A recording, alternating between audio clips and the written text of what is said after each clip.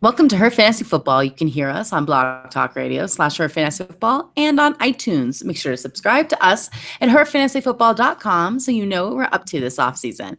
You can get us twice now a week by listening to our SiriusXM show every Saturday night from 9 to 11 Eastern on Fantasy Sports Radio. Also, you can chat with us on Twitter at HerFantasyFB and on Facebook / Her Fantasy Football. I'm your host, Courtney Kirby, and I'm here with my co-hosts and sisters, Brandon Marianne Lee and Ashley Williams. And we will all three be together in Toronto from August 25th to the 27th at thefantasysportshow.com. Come join us by using our promo code HERFFB1 to get $2 off your daily ticket, which, by the way, is only $12. So, hey, if you're in Toronto, come stop by, say hello. If you tweet a question directly to @HerFantasyFB, you will be in the running for a complimentary ticket to the event for the day. So tweet us your questions and we will respond, and you will go into a little pile of wonderful, wonderful fans that might be able to come see us for free. Only appropriate tweets count. Right. Right. Just saying. No swearing or pictures of, So I wasn't concerned about swearing. Swearing's totally fine. Sometimes you got it. It's football season. Let's be honest. Swearing's fine.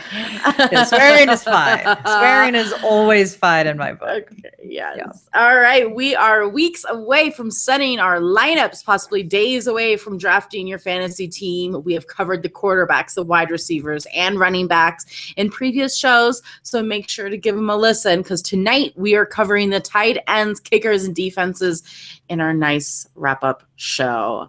So let's cover some of the news that's going on the last few days. Jay Cutler is back in the NFL. Yes. He signed with his former coach, Adam Gase, in the Miami Dolphins. It took all of a minute for the Jay Cutler cigarette memes to be out and about in all its glory. It is true, Ashley. I mean, there's no better quarterback in the NFL to have. And I love he just straight up admits that he's not in football shape, and he's like, "Good thing I'm a quarterback." Love it. Yeah. Love it. Yeah. I mean, we thought that he gave 0 Fs before. And now he negative Fs. They actually said, you don't have to care. We just need you to be here. And he's like, great. How much money am I going to get? All right. It's Jay brilliant. Cutler. What a Jay waste. Cutler. Can you draft any Dolphins now except for Jay Ajayi with any confidence? I think it's fine. Can. I think it's fine. Yeah. I think it's fine. I think he's with his old coach. He did the best he's ever done was with Adam Gase. I think he'll be fine. I think he plays in only 5 games. And you're talking. I think he's going to get hurt. He's not in shape. No, he gets hit the wrong way. Well, in fairness, when you're looking at Jay Cutler right now, he does look far better than he did back when he was a Bronco. He's thinner. He looks like he's like healthier, in better shape. Yeah. I mean, so maybe, I get what he's saying in terms of that preseason OTA work that you're doing. He's not in that shape. I'm sure he's in decent enough shape that he's not going to die in 5 games. But it's fine. It's not like he's Cam Newton, You know what he just said? He just said, I'm so glad you suckers have been here for 2 weeks and I haven't been. It's called leadership.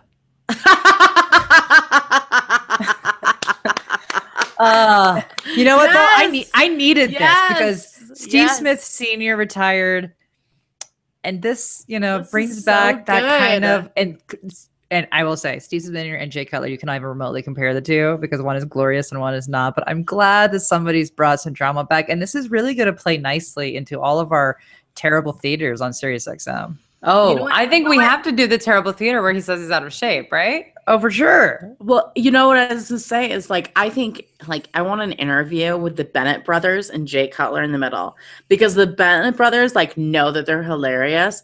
Jay Cutler doesn't know what he's saying. It's so funny, but he's probably the funniest out of the 3 of them. Just the 3 of them line up. Perfect interview. That's what I want in my life. I love this. I love it. I just love all the Devontae Parker believers too. I want to be like, oh yeah, How you feeling Oh, now, no, big no. boy? How do you feel about that? You're still reaching on Devontae Parker? All right. All right. Well, You know what? we'll Let's go with that deep ball, though. I'm actually more into stills. I was just say I like Stills. I like Landry still. I'm not huge into it's Parker. fine. It's fine. It's gonna be. I think it's tomato when it comes to Tannehill and Cutler. So I'm fine with it. Yeah, it's not like Tannehill's, Aaron Rodgers or something. Right. So we're not, exactly. It's not like he's replacing a classic. But get well sooner. It was already a beat up Tannehill. Buick to start with. So I it's know. fine. I feel bad though. This is really bad. I know nothing about contracts. Cars, so I don't Yeah. the Buicks now have those nice commercials where it's like, I didn't know this was a Buick. It's true. I Okay, kind of like the okay, look of some of the yeah. Buicks. Yeah. Yeah. Oh yeah. Oh yeah. All So right. maybe Stay Tannehill focused. is a Buick. See, there you go. Hey, there you go. It was a compliment. We'll stay with the Dolphins. Jay Ajayi was limited at practice after suffering from a concussion earlier last week. So it was a concussion. And we just never know what that timetable is going to be. And, how some people, I feel like once they get one concussion, it's like just start snowballing. So we'll see. Jimmy Graham lost 20 pounds this offseason. I love him later in the show. Love him. Mm-hmm. Love him. We'll get into him later, but that's an exciting moment. Martavius Bryant is clear to practice. So we are good to go, you guys. Feel confident drafting him and knowing that he's going to be at least playing in week 1 if he doesn't get hurt. Except for you have to draft him in the 4th round, which is crazy town. Yeah. Right. We're still not down with Bryant. We're not down with that. Mm-hmm. Simeon, will be starting in week 1 of the preseason for the Denver Broncos. So it's still a debate. We're here in Denver. It's still going back. So if you're in a deep quarterback league and you need somebody, it's kind of scary. Yeah, because Lynch is supposed to get the start in week 2 and allegedly a decision by week 3. Well, and supposedly Lynch has just imploded since he put on pads. This is the problem with OTAs, people. They all look good in a t-shirt and shorts. You put pads on them and then become freaks. It's too bad. I'm sad about this. This is not good because he was a first-round pick. He was a first-round pick, but I've been saying all along, he will not be the guy. If anything, it will be Matt Kelly. It will not be Lynch, and Simeon is the guy for the season. I didn't even think this was even really a question. I'll tell you, after watching the Hall of Fame stuff, I'm ready for Kurt Warner to come out of retirement. Come back to the Broncos. Come to the Broncos. I love your wife. Okay. Anquan Bolden signed a 1-year deal with the Buffalo Bills. This is huge, and I think a great fit. So, yay, it happened. Osweiler will start in week 1 for preseason. Winning. Go Cleveland. They love him. I just love that they love each other. Latavius Murray is activated off the PUP list. Jets wide receiver Quincy Enunwa done for the season with a neck injury. That's sad. Don't worry. In one league, I have both quarterbacks. That's how desperate it is. Sad. Oh my gosh, no. Sad. What do you mean by both? What does that even mean? Because I don't know who's going to start, so I had to take both. I have Heckenberg and McCowan. Oh God. It's a 16-person 2-quarterback league. That's it's rough out there. It's really sad. It's really sad. It's really sad. I'm sorry, I'm speechless. Oh, I know. And then we'll end with the Dolphins. We started with the Dolphins. We'll end with the Dolphins. Jarvis Landry is under investigation for battery. Yeah. Although it looks like it's not going to be anything. I don't think this doesn't look like it's anything. Yeah. So, Sounds like someone called the cops because they heard them yelling at each other. It got investigated. Nothing happened. She made a statement. Everyone's made a statement. He never got arrested. Nothing happened. But the NFL, man, they can make something out of nothing, though. You know what I'm saying? Well, it seemed like they're not in civil court. Yes. And which she said, well, they're in civil court over, I think, custody and money and stuff. Because she's not an ex-wife. She's an ex-girlfriend. Yeah. Right. But she even said there was no assault. Yeah. He's never hurt her. He wouldn't hurt anybody. He's not that kind of person. So hopefully it turns out to be nothing and they move on. Fingers crossed. Fingers crossed. Fingers crossed. All right, ladies, let's get into these tight ends. Let's jump right into our top 12 tight ends. Usually we do the top 10, but let's really be honest. There's only 12 tight ends that are really worth talking about. So that's not true. I like some that are not on this list. There's some goodies in the middle. All right, number 1, obviously Rob Gronkowski by himself in the tier 1. Then we have Travis Kelce, Greg Olsen, Jordan Reed, Tyler Eifert at number 5, Kyle Rudolph, Jimmy Graham, Delaney Walker at number 8. I can't believe it. Hunter Henry, Zach Ertz, Eric Ebron, and rounding off the 12 top tight ends is Mr. Martellus Bennett. Martellus Bennett's my favorite. All right, Rob Gronkowski has finally fallen to the middle of the second round. It's never happened before in Gronkland. Is there a drafting strategy, ladies, that you have that involves Gronkowski in your lineup? Ashley? No. No. I hate to be blunt about it, but no, there isn't. There is no strategy for me that involves Gronk on my team. I don't think there will be a time where he falls low enough for me to consider him, because I won't even consider him in the third, to be honest with you. I mean, the injuries are just too much for me for where you have to grab him. I'm not willing to draft anyone in the first 2 rounds who has a history of being injured. In 2016 alone, he only played 8 games. And so to me, it is such a high risk. And you usually sit there and say historically, not last year, but usually like, okay, well, even if you only get a 75% Gronk, he still is the top tight end in the league. That was not the case last year. He did not even fall in the top 10 last year. So for me, I'm just wondering if we're starting to see the true demise of Gronk in terms of these injuries. Before you got 75% of Gronk was still pretty good. For me, I'm not willing to go near it. Debbie Downer. Brandon, what do you think? Well, I would say my strategy is only if it's in the 3rd round. And I have been actually able to get him at the end or the beginning of the 3rd round a couple times. If I'm like at the beginning of the draft, if I'm drafting 1, 2, 3 of the 1st round, goes all the way back. And then there's a 2nd round and then comes back on that turn on the 3rd. You can kind of get him depending on the league that you're in. And I'm cool with that, because you want to know who else is going in the 3rd round? Christian McCaffrey, Joe Mixon. People are making weird choices that early. So I still think Rob Gronkowski is a better pick than those 2 guys. So, or at least a more solid pick, because you do know that he does have that upside. He has that talent. He says he feels great. And listen, the tight end position is still dire. And when it comes to every week production, it's really difficult to predict. So yeah, I understand investing in Gronk. I'm not doing it everywhere though. Let me tell you, if you're someone who plays in multiple leagues, I would definitely say to diversify. Sure. You do not want to have Gronk on all of them. Do not target him and everything. But I'm okay with having some of it, because he could have a killer year. He's a killer player. He could, but you don't think you'd rather take Eifert in the 6th, who also is injury prone, but you get him a lot lower value and has, in my opinion, equal upside? He does not have equal upside. Nobody has equal upside as Rob Gronkowski. No. Rob Gronkowski's upside is such an 8 extreme. 8 games last year. Not even top 15. Well, his floor, yeah, you're right. I mean, what you're talking about is something different. He is risky, yes, but his upside is out of this world. So I'm okay. I feel like because people are taking risky players in the 3rd round a lot this year, I'm okay with my risky player being someone that I at least know is the top target on his team when he's healthy. So this is what's really unfortunate about us talking, is that we had a draft today, Courtney, and literally every player I'm about to take, Brandon snags him right before me, because we all know each other, and she knows, oh, Ashley's going to go for Jack Quiz this round, so I'm going to go snap him up, and she knows I'm not going to go for Gronk in our family league. I did snatch up Jack Quiz. You did. You snatched up like 3 people, and I was like, she doesn't play nicely, Ashley. You know that. That's why you don't do drafts up with her.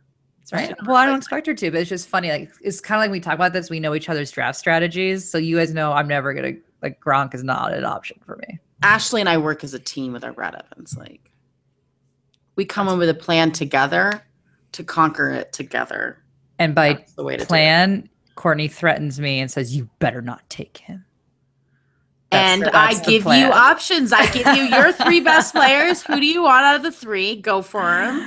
And that's it. You know, if I don't get them, I don't get them, you know, but we got to go together. It's got to be a thing. Obviously in our family league, that's not the case. It's all out for each other. Bar. Yeah. Well, yeah, I mean, here's some names that are going in the 3rd round. We've got Ty Montgomery, Terrell Pryor, Christian McCaffrey, Sammy Watkins, Joe Mixon. Sammy Watkins is injured all the time. These guys are Ware, Keenan Allen's injured. Mike Gillislee, I mean, he's a New England running back. Carlos Hyde. These guys are going in the 3rd and 4th round. So that's dicey. I'm sorry. It looks like Marshawn Lynch is going right after Gronk. I don't want anything to do with Marshawn Lynch. I'm taking Gronk over Lynch.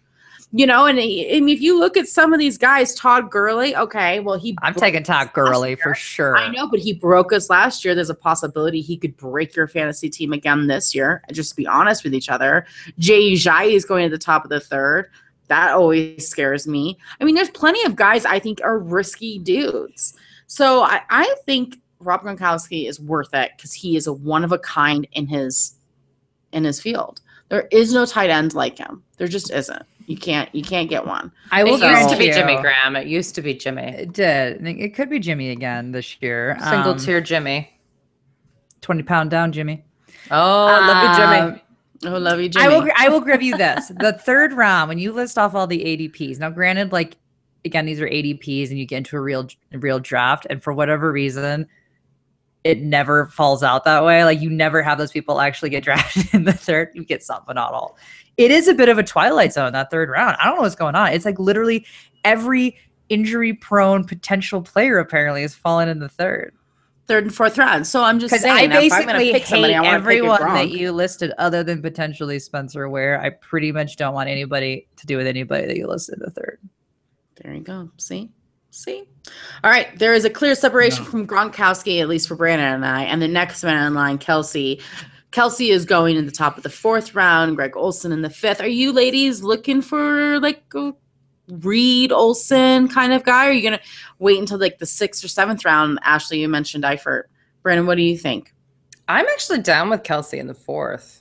And I'll tell you why. I was surprised. He's never had less than 862 yards in his 3 years of playing in the league. He did miss the whole 2013 season. But since then, he hasn't missed a game.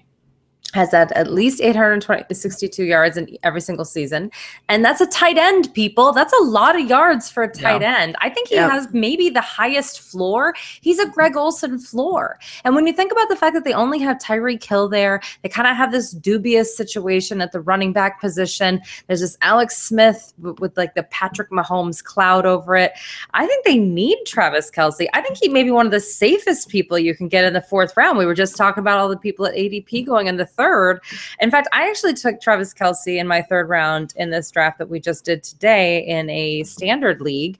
And I think that he's better a PPR option because, listen, he's going to, there's no way he gets less than 80 receptions. He got 85 last year.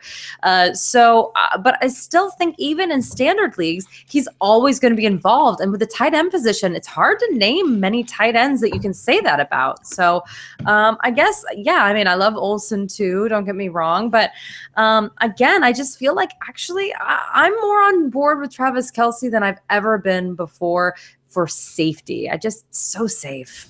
So safe. Ashley, what about you? I mean, I completely agree with everything Brian said about Kelce. Again, that's why I would rather take Kelce or Olsen over Gronk, just because of that safety, as Brian's talking about, and the consistency. And I like to draft consistent players, but again, I'm always looking for Olsen. He's always my guy. I agree with Kelce, but I'm also fine, looking for Jimmy Graham in the 6th, Hunter Henry in the 8th, Kyle Rudolph in the 9th. Graham and Rudolph were all within 3 points of each other last season from the top, in terms of the top tight ends. And then Rudolph in particular has the 2nd easiest schedule for tight ends this year. So I like the fact that you can get them super low. Again, you're not going to necessarily get those same numbers out of Gronk if Gronk has an amazing season, but he was right up there with Kelce. I mean, literally those guys, Graham, Rudolph, Olsen, Kelce, they were all within 3-4 points of each other. So for where you can get them ADP wise, and I can get a different skill player, I'm completely fine waiting that long. But I'm also, if Kelce falls to me in the 4th, and or like Brandon said, if it's that messy twilight zone of the 3rd, and I don't want no part of that, I am completely fine reaching for a Kelce in the 3rd instead of grabbing one of those other nightmares in the 3rd. I disagree, but listen, I hate tight ends. I think they should be kicked out of fantasy football altogether. They're my kickers. I can't stand them. But I will say, if I'm not getting Gronk, which this is the first year I've ever gotten Gronk, I've already drafted him in one of my leagues. because he's going out of the first round, which to me is like such a steal. I don't care if I only have him for 8 weeks. Like he is nobody else, right? So I feel like if I don't get him, I'm waiting. I mean, everyone forgot about Delaney Walker for some reason this year. I think he's such a steal. And talk about consistency. And I mean, tight ends are all injured. Rudolph has one of the best schedules, right? But he gets injured. I also love Bennett. I think people forget about Bennett. I mean, he was, I think, the 7th tight end last year in standard scoring, and he was the 2nd tight end on a team for at least 9 weeks that Gronk was in. So I'm okay waiting. I don't know if I really want to spend that 6th, 7th round, where I actually like a lot of the guys that are going in those rounds on a tight end. So I think I might wait. It's my personal opinion. I'm either going to go high, I'm going to go kind of low. But that's how I feel with this crew and how things are coming down right now. I feel like this year, more than any other year, there are legitimate rounds that I hate every player that should be going in that round. I don't know. I struggled even today's draft with a couple of them being like, I don't like anybody that is listed technically in the ADP right now. I'm going to reach for somebody because I don't want anyone that technically should be taken right now. Well, and this is a good point too, to say your team is your team. Yeah, that's right. If you want to quote unquote reach because you really believe in a player, at a certain point, just do it. Just do it. Now, do I think that you should take, Paul Richardson in the 6th? No. But Paul Richardson has been practicing with the ones, and you do want to probably take him in the early double digits just to make sure you get your guy. I'm okay with that. I mean, his ADP is in the 17th or 16th round, but if you want to take him in the 12th instead, I mean, who else are you going to take in the 12th? I guess, I just also think get your guys at a certain point. So, it's the same thing with the tight ends, the same thing with all these things. Just get the people you want on your team. Yeah. That's right. That's right. All right. If you aren't going to take a top 5 tight end, which tight end are you eyeing out of these top 12 tight ends? Again, not in the top 5. We have at number 6, Kyle Rudolph, then Jimmy Graham, Delaney Walker, Hunter Henry, Zach Ertz, Eric Ebron, and Martellus Bennett. I feel like she's aiming this at me because I'm clearly going to talk about somebody that's in the top 5. Oh, all right, gosh, Ashley, why don't you ever read the instructions? Well, I am and I'm not. I mean, I said I like Hunter Henry. He's outside of that. I like Cameron Brate, but we'll talk about him later. But as I mentioned earlier, I would target Rudolph, who's 6, right? So he falls outside that top 5, or Henry. But I'm even contemplating Eifert, who is 5, I believe, on your list. But then following up with Rudolph. So in theory, I'm actually targeting Rudolph, but I want to pair them together in sorts of, I need that security with Eifert. Just like if I were to ever draft Gronk, I would need the security of another tight end with Gronk. Like I would never just roll with Gronk as my only tight end on a team. But that's just me. But I'm not a huge fan of the receivers and running backs going in the 9th, which is where you can get Rudolph, other than perhaps Randall Cobb or Cameron Meredith. But again, if I were to reach, I would want that insurance. So I really like Rudolph's schedule this year. I'm going to bring up 2 people, actually. I'm going to say Jimmy Graham because he's just outside of the top 5. He's number 7. And as far as I'm concerned, the reason why that is because he doesn't have a lot of touchdown upside. But I think that might change this year. I do, too. I really like him. I think he's strong. He says he feels way better than he did this time last year. And by the way, last year he still played 16 games, you guys, and almost had 1,000 yards. So I understand, only 6 touchdowns. That's not what we're used to with Jimmy Graham. But still, we know he has 1,000+ yard potential and double-digit touchdown potential. So I like him this season, especially if Russell Wilson can stay healthy. That would be amazing. I think together that's really good. And I do like him a lot this year, losing 20 pounds. Also, he lost 20 pounds because he could work out more. He didn't actually practice at all last year. All the reports coming out make it seem like a miracle that he got through last season. A lot of people didn't even think he'd ever play football again. So the whole thing's a miracle. I'm into him. And I'm going to say Hunter Henry is the guy. Some people they're trying to say, oh, maybe he's going too high. He's actually not. He's usually going in the 9th, 10th round. He's really pretty good. I mean, they say 8th round ADP, but everything I'm seeing is him being even later because people are suspect. I know Antonio Gates is there, But Antonio Gates is there to get one more touchdown to beat the record, not tie it. And he's been very clear about that, and so has the whole team. And I think he means that. They love and respect Antonio Gates, don't get me wrong. But I don't think this is a share situation. And by the way, Philip Rivers just loves his tight ends. He has thrown 7 or more touchdowns to Antonio Gates in all but one season they've played together. I love Hunter Henry. Love Hunter Henry. I just think that's how they play offense there. I like that. I like using their tight ends. If we have to have tight ends in fantasy, I feel like, yes, coaches should have to use them. Use them. Please. We want to shout out real fast to our sponsors, HelloFresh. Make sure to hop over to HelloFresh.com, put in our promo code HerFFB30 to get $30 off your first delivery. It's like from the farm to the table, less than $10 a meal. It's fantastic. Ashley got her new box, little burger. Yeah. What'd you have today? You had chicken. I had sweetest honey chicken, which was really delicious. Can you show us? Yeah. You have it with you? I do have it with me. Yeah. It was really good. Oh. What was even better about it is that my husband made it while I sat there and watched, which was always nice. Good. So nice. But it was that easy. Like we just whipped that bad boy up. So really good. Mm-hmm. Well, Brandon mentioned it a little bit earlier about that Antonio Gates. Some notable names that are not in the top 12 this year, who are usually always there. Mr. Jason Witten, Julius Thomas, and Antonio Gates. Brandon, are you willing to take a risk on any of these guys? No, I'm not. But that's because I actually like a lot of the people that we just mentioned. I just feel like they don't have the upside anymore. Courtney, I really feel like this is actually your question because you love Jason Witten's upside.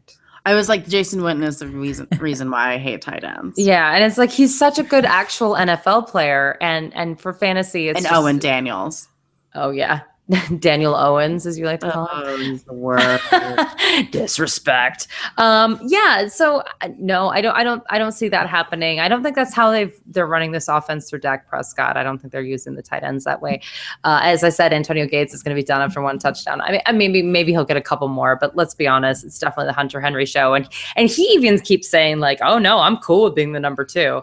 He's probably like, "Yeah, I'm going to collect a paycheck and just like once in a while catch something." I mean, have you seen him play? The guy takes dad running to like the nth degree. So good for him, but I get it. And then as far as Julius Thomas is concerned, I want to believe, but he was so touchdown dependent and Peyton Manning dependent. I mean, the receivers weren't, but the tight end was. Dang. And that was years ago. Oh, it was years ago. So I just we have to move on. We have to move on. Mm-hmm. Mm-hmm. I'm done. Sorry. All right, Ashley. Kobe Fleener was the disappointment of 2016 for tight ends. Ashley, what's your bold prediction for 2017? Who's going to be the bust for tight ends? Well, I feel really bad because apparently I've really heavily focused on Gronk this show, but I would argue that Gronk. You're so annoying. Well, I just say for where you have to draft him. I want to keep in mind he was not a top tight end last year, and I don't think he will be healthy again this year. Is my only issue. But again, I don't think that's what you're looking for here. So I will say there's a lot of hype around Austin Hooper, right? He's going the 13th round. So I don't know if you can really be that upset if he doesn't produce. Yeah. Do you know what I mean? And that's my argument. You can't be busted in the 13th round. You can't be mad. And you look at a lot of these tight ends, same with David Njoku. He's going the 14th. Even OJ Howard. Tons of hype around OJ Howard. He's going in the 10th, which again seems kind of appropriate to me for where he would fall. So I guess I kind of feel like finally there's some reality and perspective around the tight end position in terms of reflected ADPs this year. For the most part, I feel good about Jimmy Graham. I mean, Jordan Reed's a potential injury, but again, that falls in the same vein of thought of Gronk, and you take that risk for that potential upside. Yeah, but Reed's upside is not Gronk's upside. It's not Gronk's upside. Put them in the same category. But it's the same risk. But it's the same risk. It's the same risk. But that's the problem, Ashley, is that like if that's what we're trying to say is that like Gronk's upside, his upside is so more much than better than Jordan Reed. But my issue is that Jordan Reed at least has played more than Gronk last season. I am very no. I don't touch Jordan Reed. Period. You know, Jordan Reed is on my no touch list. So yes, okay. I will give you maybe Jordan Reed will be a bust. I think Travis Kelce would be great. I think Greg Olsen would be great. I'm a little nervous about Greg Olsen in regards to Christian McCaffrey taking a few of those touches away, but I think he'll still be fine. But to me, I think there's most of them are falling right where they should fall, in my opinion, ADP wise. I think there's a possibility that Delaney Walker is just because they have way too many weapons, and I don't think Marcus Mariota is going to be as good as everyone else does. Yeah, but his ADP is lower than it's been in years past. And ADP doesn't matter. Like I don't think it matters. The schedule's reflecting it. I don't think Delaney Walker is going to like be written out of the offense. And Marcus Mariota, especially when he's struggling, he constantly goes to Walker. Like, yeah, let's hope that keeps that. Yeah, I think it is. I mean, I really do think it is. So I think that's valid. Maybe I'm wrong. I like it. All right, ladies, give me one guy in the bottom of the tight end rankings that could be a valuable pick late in the draft. Well, we all put this thing together on a Google Doc, which everyone does now for their whole life. So you all know, you start updating and you're like, oh. And Courtney actually wrote about the person I was writing about first, but she wrote about it first, so she wins. But great minds think alike, right? Yes. I'm going to say Austin Hooper, though. I'm going to take the other side of Ashley's argument here. I actually think that for a rookie tight end, he actually had a pretty impressive season. It was only 19 passes caught, but it's for 271 yards. And interestingly, 3 touchdowns on 19 passes. It's quite a large percentage. But really what it was is that he was the catch leader of the Super Bowl. Yep. So obviously they must have trusted him. I think he's going to take a leap this year. I think that, again, because he's the 13th round, who cares? If it doesn't work out, you drop him. I mean, who cares? Here's the thing. Yeah. Once you get to the 12th round, everybody, take upside. And then you can drop them for whoever's a breakout. It is not a failure if you don't hit on your 12th pick. What you do want to do is take chances so that one of the 12th through 16th picks work out, right? So that's what you want to do. So to me, Austin Hooper just is a nice amount of bump there if you're someone that's waiting on tight ends, or let's say that you got Gronk and you're waiting for a backup tight end because you don't want to use another pick of a tight end in a decent round, which I get. To me, Austin Hooper's a really nice pick. And again, it's all about that ADP. If I can get him that low, like what's the downside? What's wrong? I agree. Yep. I agree, Brandon. Speaking of injuries, Charles Clay is constantly injured, but he only missed 1 game last year. And he's usually injured every single season. I'm just saying, that's the kind of injury player I want to draft. Just say, throwing it out there. Charles Clay is the kind of guy that's like rough and tough. He doesn't practice ever, so don't worry about the practice reports, but he will play. But yes, I love CJ Fedorowicz, right? Fedorowicz, yes. Fedorowicz. Carson, we were watching the preseason game tonight, and he was like, he was reading it back. I was like, Fedorowicz. Yeah. And he was like, and he just couldn't do it. It was hilarious. He couldn't do it. Yeah. Some names are tricky. Yeah. I mean, I like his scenario this year. I'm most likely Deshaun Watson will be the starter at some point early this year.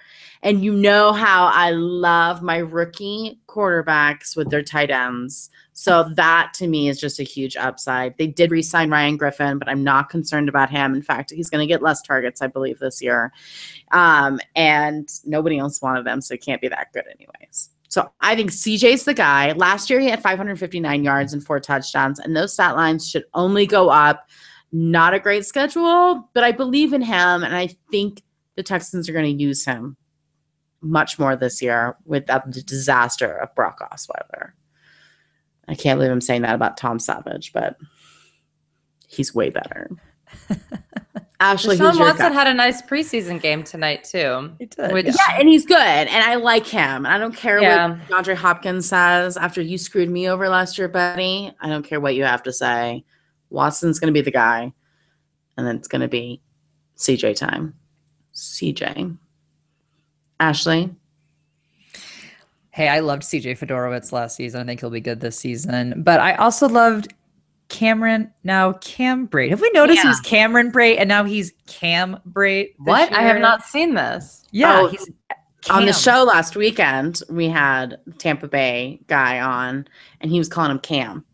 Oh, Cam. Even like reading articles, even looking at how they're listed in different rankings or even like fantasy sites is now Cam Braid. He was always Cameron. Oh, well, and I like his full name. Gotta rebrand yourself sometime. I guess so. Cam, Cameron.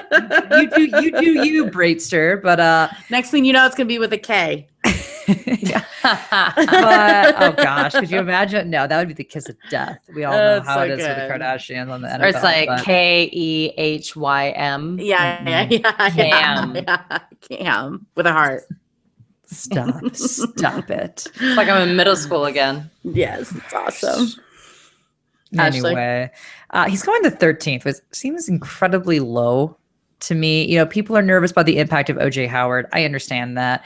But use this to your advantage. Cam Braid, I'm going to switch it up between Cam and Cameron. Cam Braid is still the guy that Jameis Winston trusts. And while OJ Howard will get his fair share of targets, he is also the blocking tight end on this team.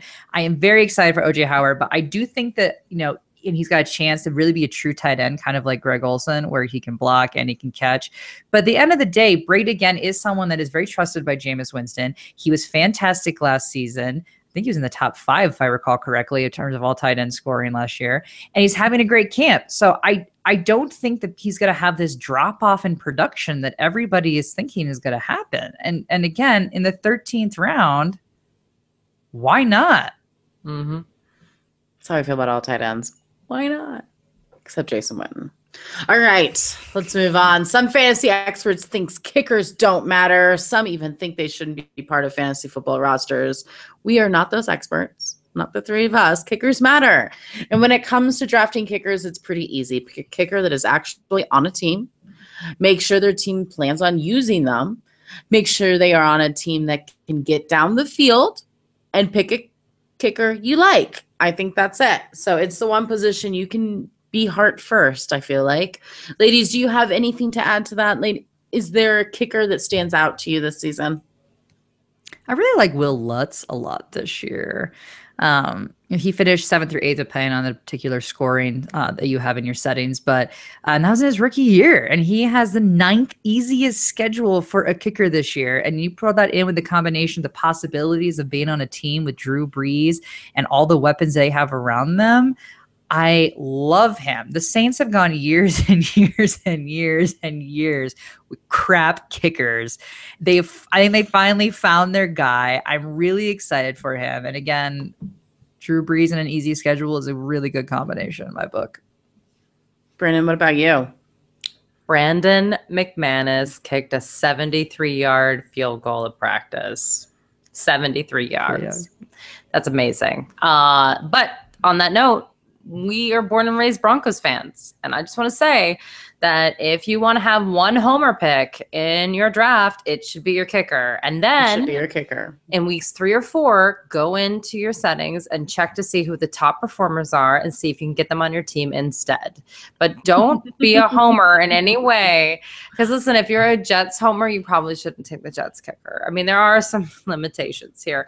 But yeah, so I always kind of try to go for one person from the Broncos, and I usually go for Brandon McManus, and he usually is pretty good. So unless your team kicker is in a kicker competition, that's the only thing I also avoid, especially until we know for sure, until the other kicker is cut. That's, by the way, when we know for sure. Because, for instance, tonight, Graham Gano missed his first kick. He missed his first field goal, and he's in a kicking competition. That's not good. So you've got to, pump the brakes on some of these guys and definitely check it out. So before you draft them, all you have to do, you guys, is just open up a browser during your draft and Google your kicker real quick and just make sure he's not in a kicking competition. Just check it one time and you're good to go. I also like to do it for players and injuries too. I just kind of like put it in real quick. I just make sure that something doesn't pop up, like the year that poor Ashley was drafting for Scott Fishbowl and Kelvin Benjamin literally like broke his leg or tore his ACL like the second before she was going mid-pick. I could not. I was so angry. Oh, it was so sad. Oh my gosh. So yeah, I mean, that's how I do kickers. And by the way, you don't have to play with one. If you don't want to, then don't do it. But if you are, points are points. Pay attention. And you can stream kickers, certainly, if there's no one you're attached to. But I do like McManus this year because it isn't a rock solid offense that maybe is going to be scoring touchdowns all the time. They might, but they may be someone that gets just enough into field goal range where they're kicking a lot. When you got a guy that's got a long leg like McManus, coaches are much more willing to throw those opportunities out there. That's right. All right. Defenses are the most streamed position in fantasy football. Oftentimes, the defense you started with is not the same team you finished the season with. So, strength of schedule is a key part of picking your defense. For weeks 1 through 16, the top 5 defenses for strength of schedule are the Jags. Awesome. The 49ers. Awesome. Arizona Cardinals, New Orleans Saints, and the Seattle Seahawks. The top 5 defenses with the easiest schedules for playoff weeks, 14 through 16, are the Titans, the Redskins, the Packers, the Seahawks, and the Broncos. Dun, da, da, da. The only defense to fall on both of those lists are the Seattle Seahawks, so that's got to say something. We have ranked our top 5 defenses, and they go as the Denver Broncos, Seattle Seahawks, Houston Texans, the Chiefs, and the New England Patriots. All right, ladies, other than the strength of schedule, what are some of the things you look for in a defense before drafting them, Brandon? Turnovers and points allowed from the prior season. And you can look back up to 3 years. I don't really like doing a lot of that because team defenses all the players together, and every year it changes. So certainly going back any farther than 3 years is kind of a waste of your time. And then, but you can go up to there if you'd like. For me, 4 teams who allowed the fewest amount of points last season were the Patriots, Giants, Broncos, and Seahawks. And I would have any of those 4 as my defenses moving forward. That is fine. And then the sack leaders, I like to look at the players, because then also if that player is still with the team, that's important. So Vic Beasley of the Falcons, Von Miller of the Broncos, Lorenzo Alexander of the Bills. Those were the top 3 sack leaders. And then Casey Hayward of the Los Angeles Chargers. I wrote Rams because I wrote Los Angeles, and it still doesn't make sense to put Chargers there, but that is the team he's on. And he led the league in interceptions last season all by his little lonesome. So I look at those key players, and then I look at juicy matchups. Cough, cough. Blake Bortles, cough, Phillip Rivers, it's like if someone's playing against one of those they guys, don't throw interceptions. What are you talking about? No. No. Well, I say don't forget about the defensive coordinators. This is huge. If you have a coach that's aggressive and likes to blitz a lot, there's more opportunity to get more turnovers, which means more fantasy points. Wade Phillips is a perfect example. He is for the Los Angeles Rams now. So that's why their volume has gone up, because they're going to be more aggressive. They spent time and money on their defense. They're going to get you more fantasy points. Other teams with aggressive coaches, Brandon mentioned already, the Atlanta Falcons, who never were known for having a fabulous defense. They're getting better and better every year because they're getting more and more aggressive on the field. And I love that. The Tennessee Titans, the Minnesota Vikings, and the Chiefs, of course, they all have very aggressive coaches. We'll see with the Denver Broncos how aggressive they are, but I do like the fact that their head coach is a defensive guy. So that is a bonus. And I also say, don't forget, it's not just defenses, it's special teams too. Yeah. So you get points. So if the defense isn't fabulous, like maybe like the Philadelphia Eagles, they still get fantasy points because of the special teams. So Ashley, what about you? Mine's kind of a combination of both the years. I mean, it's consistency, and I look for little turnover or coaching changes from the year prior. I also look at the conferences that they play in, and in terms of, you say, aggressive coaches, also who are some of the aggressive players in the league in terms of, like Brandon says, a Blake Bortles who's going to throw a bunch of interceptions, or you may have a hyper aggressive quarterback that throws the deep ball that can get picked really easily. I look for things like that. And then there's just some teams that are just good year in, year out. The Cardinals, the Broncos, the Chiefs are the main ones that I think of the last few years. But yeah, you got to look and make sure that there wasn't a whole lot of change to that core team, that you got that core players are still in place from the year prior. Like Brandon said, that just certain players like the Von Millers of the world, everyone like that, you want to make sure that's the case. But if you do have a coaching change, see if they're completely changing how they're going to run the defense from a 4-3 to a 3-4. I mean, look, because that's a big change that could happen for your defense. So do a little bit of research if there's someone that you're aiming for, if there was a coaching change, to make sure that this could be in the same vein. Ashley, when do you draft a defense? I usually draft in the last 3 rounds, but I must say some defenses have been going as high as the 9th round as of recently. That's crazy. It is nuts. Like, have you noticed this? Even I think our draft today was pretty. I think it didn't go too crazy. No. But you look at ADPs, and I want to say the Broncos are in the 9th as an ADP right now. And that is absolutely insane to me. The tricky part for me, again, I like to be in the last 3 rounds, but as I think everyone can attest here, is that every once in a while you get into a draft and your hand is forced a little bit because there's a run on defenses. But again, even then I feel like, okay, well, I'll just go a streaming route this season because I'm not willing to reach that far, and I'll just stream all year long. I'll just stream all year long. Brandon, what about you? Yeah, I'm a streamer for sure. And my thing is, I actually like a lot of players in the double-digit rounds this year. I have a lot of sleepers that I like, so I'm not willing to give those up in the 11th round, 12th round, 13th round. I got people that I want to get, so I have no interest in taking a defense. And not only that, I'm almost tempted to take it after my kicker. Why? Because kicker's actually pretty consistent, and defenses are not. Like last year, Seattle was ranked number 1, right? It was ranked 13th in terms of scoring and standard settings at the end of the season. And then the Chiefs weren't even ranked in the top 10, and they were the number 1 defense in standard scoring last season. So it's difficult. They break out players, what have you, because it's a whole unit. It's just hard to predict. So what I do is I wait until the second to last round to take my defense, and then just to let you know, if you are towards the end and you're like, oh no, I'm so sad, I'm not going to get a defense, you commit to streaming. And in week 1, the New York Jets play at the Buffalo Bills. So there's your hot tip.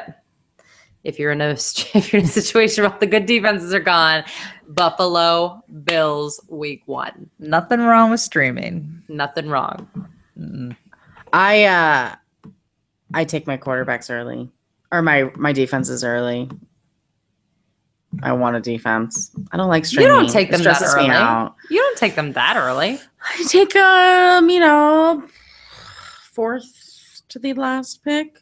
It's early. But that's not early. That's not early. That's not 9. I mean, like, I'm not picking him in the round. 9th, but 12th maybe. Yeah, I mean, I would take him in the 12th. I'd rather a good kicker because, like, I like my sleepers, and if I know I can get them late, what does it matter? I might as well get a good defense. And I really like, the top tier defenses. It makes me feel solid inside. The 12th round is I don't have to stream. But the 12th isn't. It's not early, but I think it's earlier than what we usually suggest doing, which is really the second to last pick. The last pick's your kicker. The second to last is your defense. Well, this year, this draft we just did today, I took I took my defense in the third or fourth to last round, then my kicker. And then like you, Courtney, I took one of my last flyers that I wanted at the very end. Well, I tried to, but we got overdrafted and I got 2 kickers, but I was able to fix that. But I took a flyer that I knew nobody else was going for. So I was like, well, I'll go 1 round earlier than I normally do for a defense, get who I want, and then I'll just take my flyer on my last pick. Yeah, that's totally reasonable. I think we also suggest that for people that are new. If you're new to fantasy, just wait, because you're not gonna know the nuance and like just wait. But yeah, 12 isn't early.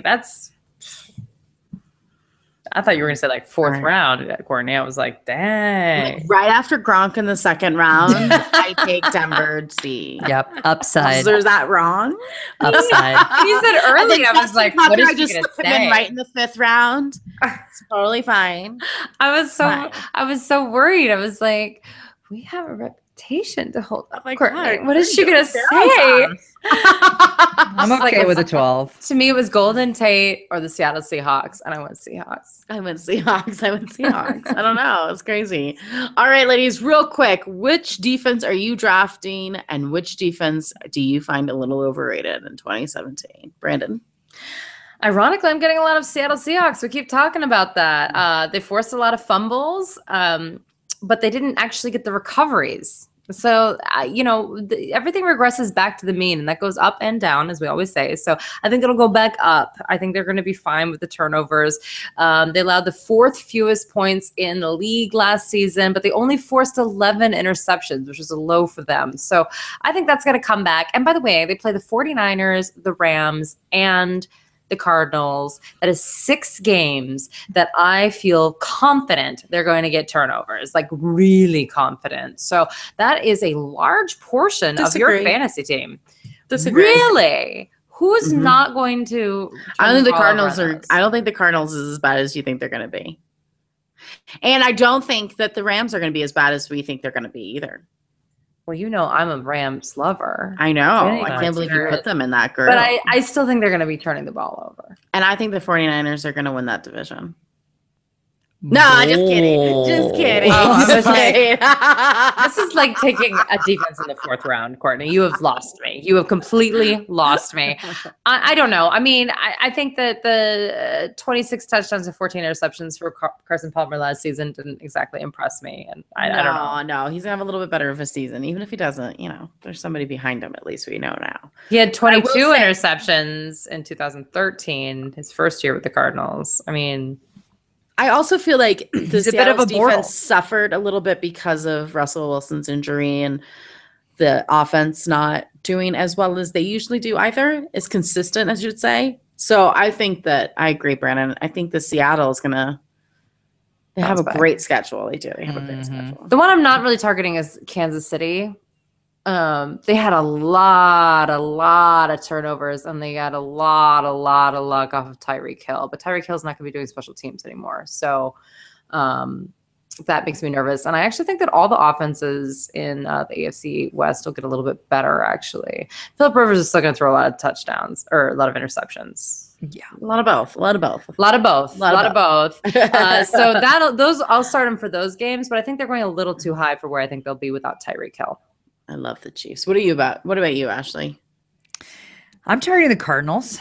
They had the 7th easiest schedule this year and have been consistently good the past few years. So I love that. Seattle's schedule, as Brandon said, I'm big on Seattle, and I'm not usually big on Seattle for anything. That's also a really fantastic 5th easiest overall, 8th easiest in the regular season, and 7th easiest come playoffs, which is something nice to consider because sometimes you got these teams that do really well and then they get towards the playoffs and they just implode on you. That should not be the case for Seattle.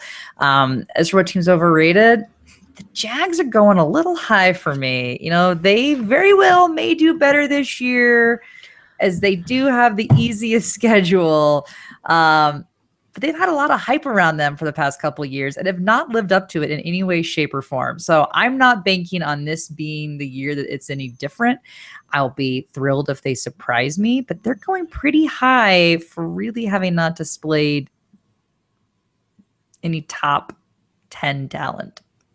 Well, and Jags are going to jag. Am I right? They are going to jag. But you know what I'm saying? There's been so much hype around the Jags defense. Stop the ball when you're constantly getting on the field at the 5-yard line. It's like they just turn over. Better. It'll be better. And they literally have the easiest schedule for defense this year. Yeah, but they have but it's still the Jags. Everyone has been so hyped up about them that I can't get on board with it. Like I'd rather take some consistency and something's a little bit more proven than to roll the dice with the Jags. The Jags are gonna jag. I like the Vikings, and I feel like nobody talks about them enough. It's always the Seahawks and the Broncos and the Chiefs, and the Cardinals even. And I'm like, the Vikings are the best, and they have a great schedule. I feel like they kind of sneak to you, and I like that kind of team that just all of a sudden you don't have to stream it all for, and it's just great. And I like the Vikings. I mean, of course, I like to go Broncos because that's my homer pick usually. I'll pay for the Broncos. But if I didn't, it would be the Vikings. I love the Vikings. Well, that is our show. As we did tight ends, kickers, defenses, all together. So now all of our positions will be up on iTunes for you to listen to. Make sure to hop over to HelloFresh.com, put in our code HERFFB30 to get $30 off your first delivery. Also, join us in Toronto, August 25th to the 27th for the Fantasy Sports Radio Show. Let's see here. The Fantasy Sports Show.com is where you're going to go. And if you tweet us directly with a question, you will be in the pool of getting a free ticket for the day. You can also put in our code HERFFB1 for $2 off your $12 ticket. So look at that. Awesome. Hey. Yay. Woohoo. Next week, we will go division by division or matchup by matchup. We will cover every team, highs and lows, news, injuries, everything you need to know. So until next time, no more faking it.